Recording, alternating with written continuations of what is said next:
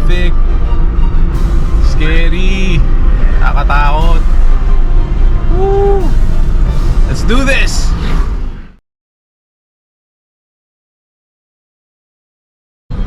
Car wash tayo, boys! Para mag-celebrate tayo ng 1,000 kilometers.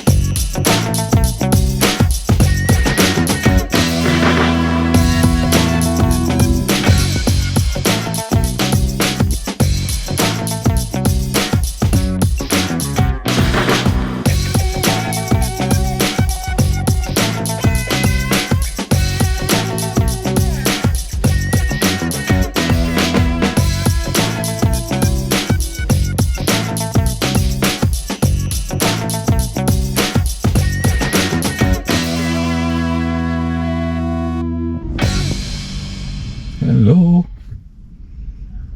So finally, umabot na tayo sa 1,000 kilometers. Tama na mo ng EV. Change oil muna. Ayan. Buksan muna natin tong ano, bago mo ano yun dyan. Ha? Buksan muna natin takip ng makina.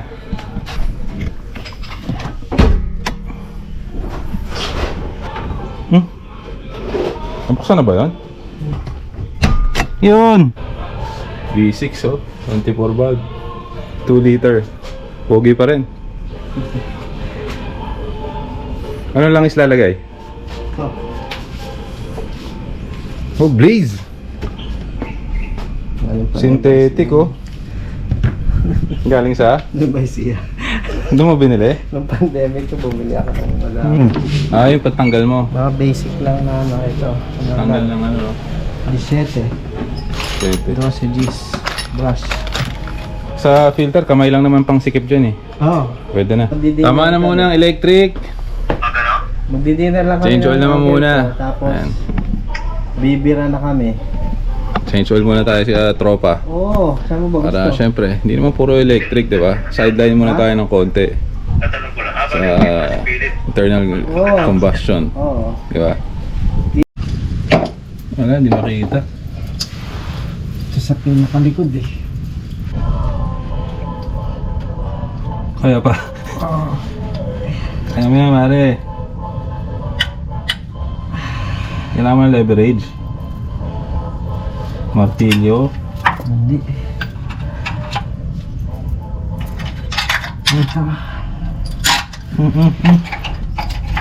Hoy! Hi! Hi! Ayun. Kaya mo yan, mare.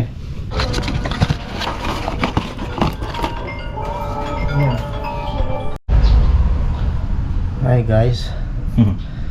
So, mag-DIY na lang kayo, Mura pa. 'di ba? Kano lang total nito ng materyales? Ganito lang guys. Wala pang 2,000 ano? Oh yeah. 4 na litrong ano, synthetic. Ayos. So guys, kung mag-change oil kayo, kailangan nyo nito ha. Pamalit. Yeah. Kasi nabubugbog ano? Yes sir. Leak eh. Pwede naman reuse to, pero Ilang beses lang. padalawa. Binaligtad ko na to eh.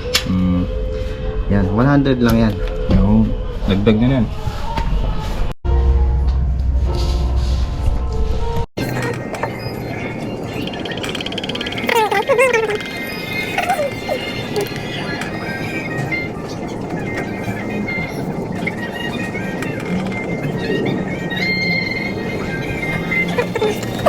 No. On the line.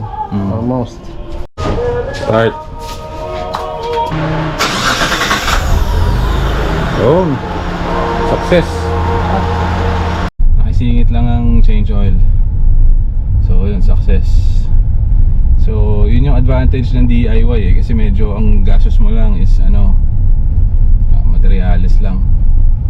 Kasi na kalahati yung gastos ng change oil or more. Usually 4,000 to 5,000 yung mga ano eh, sedan, di ba? Tapos yung ginawa namin ano, 2,000 lang daw sabi ni Mig yung ano niya, materialis niya. So ayos, di ba? Okay, ngayon napakagandang gagawin natin eh, nasa 1,000 na tayo. Pakita ko sa inyo.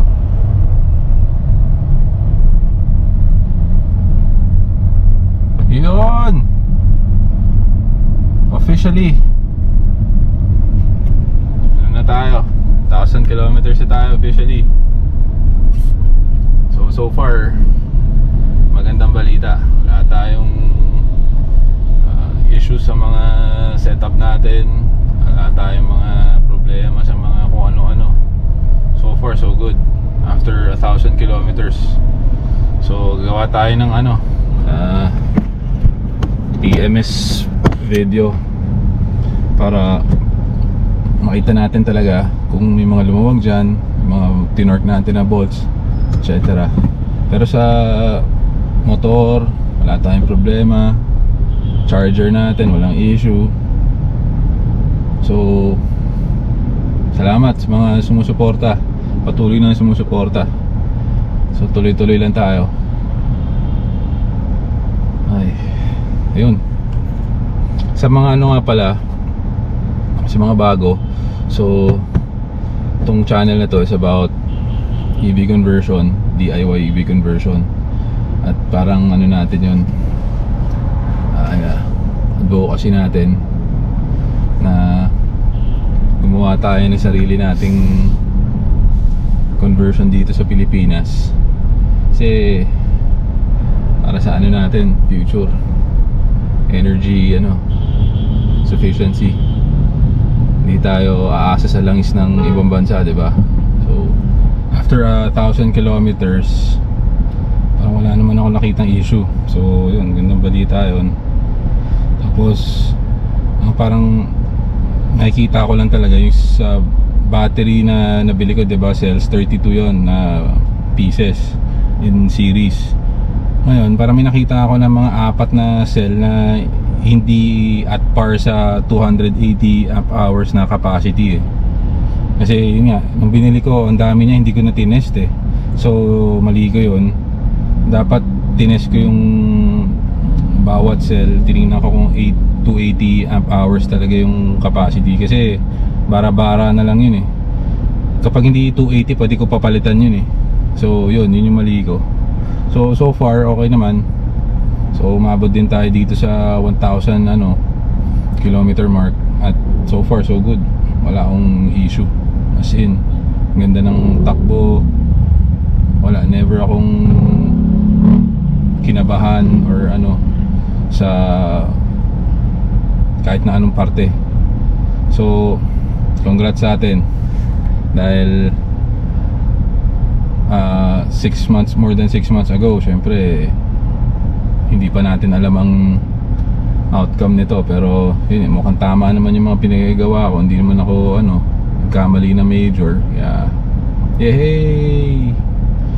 So siguro papakita ko siguro yung mga natin, mga bolts natin, kung may mga lumuwag pa dyan or something or anything. Pero sa performance okay lahat, motor, aircon, charger, everything. Kaya yun, masaya. Salamat sa mga sumupport.